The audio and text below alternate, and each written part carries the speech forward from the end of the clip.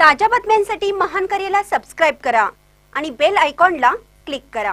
खनेट्टी येथील ग्रामस्थांची सतर्कता, केबल चोरीचा प्रयत्न निष्फळ, 1.5 लाखाची केबल हस्तगत। खनेट्टी गावातील धरणावर बुधवारी मध्यरात्री 12:30 ते 1च्या सुमारास सुरू असलेल्या केबल चोरीचा प्रकार ग्रामस्थांच्या सतर्कतेमुळे उधळून लावण्यात आला। धरणावरून केबल चोरी करत असताना खनेट्टी गावच्या धाडसी नागरिकांनी 2 चोरांना रंगेहात पकडलं।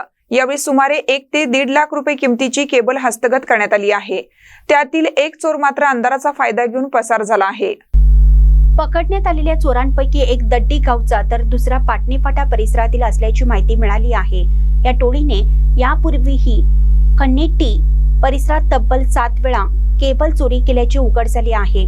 घटनेची माहिती मिळताच ओवाड येथून उपपोलीस निरीक्षक आकाश भिंगार देवे, पोलीस कॉन्स्टेबल पुनाळकर व हवालदार पंकज कांबळे तसेच कुदनूर पोलीस पाटील नामदेव लोहार हे पहाटे 3:30 वाजता घटनास्थळी दाखल झाले।